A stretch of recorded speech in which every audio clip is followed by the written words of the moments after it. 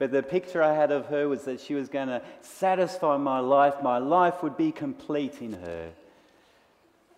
It didn't take me long to find out that she was beautiful, she was lovely, but she could not complete my life. And we've gone through our ups and downs. We've been married nearly 15 years. And it's only through God that we're still together. But there were times when I said, wife, you've got to go away for a week and think about your life because it's not working for me. And there were times when she wanted to strangle me, I think, because she was so frustrated with me because we just didn't understand each other. And I know some of you are married, some of you are not married. Some of you may never have been that way and you long for a partner. And God is saying here, I will be your partner. I will be your husband. I will be your wife.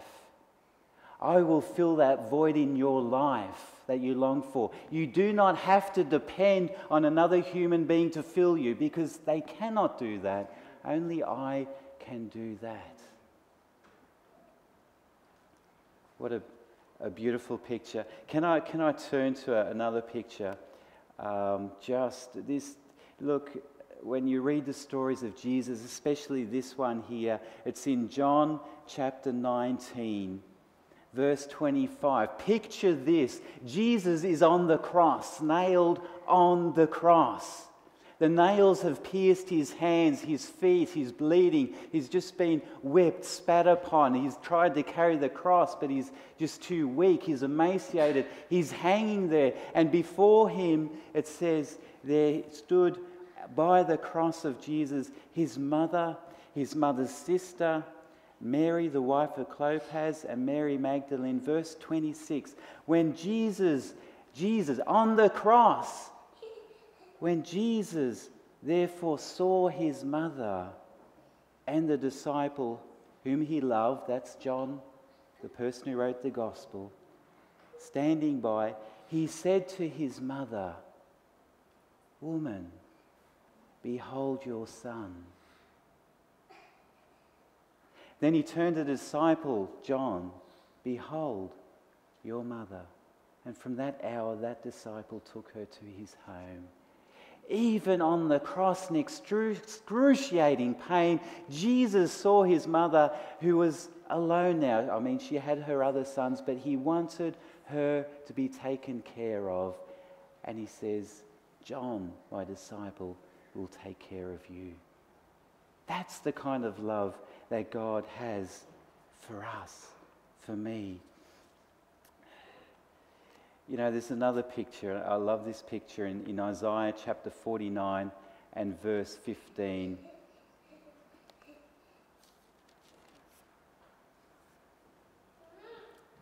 This reference poses a question which any of you can answer.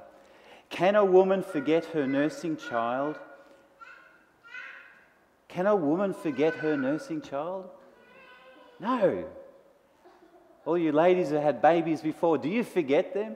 Do you just one day wake up and say, "Oh, I've got to go and do some shopping," and whoops, left baby behind? Can a woman forget her nursing child and not have compassion on the son of her womb?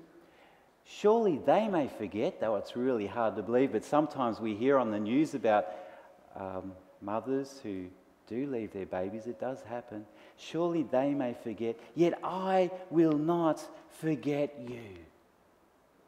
God says, my love is stronger than the love of a mother for you.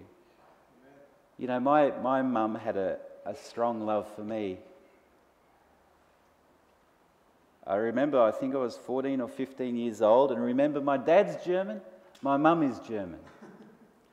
We had the household pretty well all worked out. There were rules for everything. We got along, we had a lot of fun, but we knew tea was at 5 o'clock. You weren't there at 5 o'clock. Well, actually, we never ever were late. We didn't know what would happen if you're late. That's how things were run. And my mum said, "Mike, can you mow the lawn?" I said, no, I didn't quite go like that. I said, "Okay, Mum," I didn't like mowing the lawn. My parents called me a Dünnbrettbohrer. It's a German word for someone who always looks for the easy way out. I had to mow the lawn. And there was one area I wasn't too sure about, and I had the mower on. My mum was there. And I said, "Mum, do you want me to mow everything?" She said, "Yeah, mow everything." I said, "What about the flowers?" "Mow everything."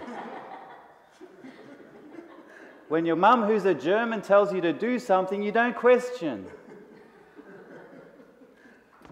I kid you not. There's a line of daffodils 20 feet long, in flower.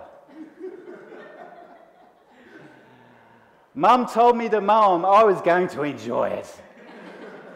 I revved the mower up and started down those lovely yellow daffodils, and there was yellow going everywhere. My mum was in the house at that time. My mum almost cried when she came out. She said, "Michael, what have you done?" I said, "You told me to mow everything." But Mum was a just mum. She said, "Yeah, I did." She wasn't happy, but I didn't get in trouble because I mowed everything. The love of a mother is powerful. But God says, "I love you more than even your mother can."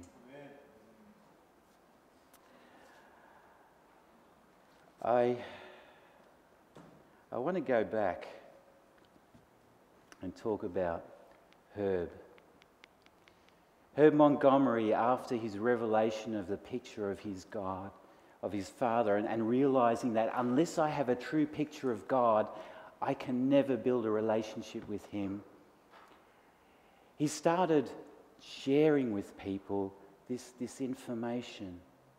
And he started at the schools. And one day he got a phone call from a secular university. I think it was New York, don't quote me on that. And they rang him up and they said, you talk about God, don't you? He said, "Yes." And he said, "Well, look, we're having 3 different lectures at our university and we'd like you to take the one on God." Well, when there's an opportunity, why not? And so he prepared, he got his Bible out and he sort of worked out his sermon and had it all nice and neat and tidy.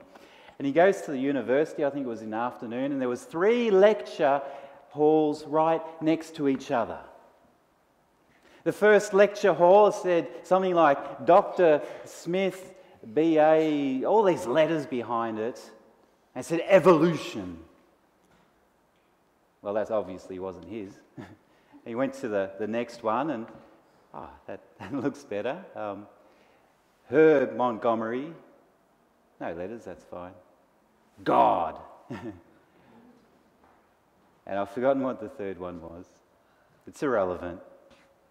Herb went in, it was about half an hour before the lecture, and sat down and he was ready. Then he watched the university students walk in.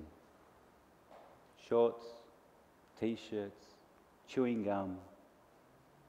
People who go to university who know nothing really about God. And Herb thought to himself, I've just prepared a whole seminar based on the Bible, and these people don't even know what the Bible is. They're not going to understand it. And right at that time, he just fell to his knees and said, God, I can't do my sermon. I said, God, help me to be able to get through to them, to show them who God is. He only had a few minutes. The lecture theatre was full. And Herb got up and he looked at them. And they looked straight back at him. And he said, tonight I want you to imagine there is no God. And one of the guys up there said, cool, man. I go to this lecture on God and he says there's no God. Cool.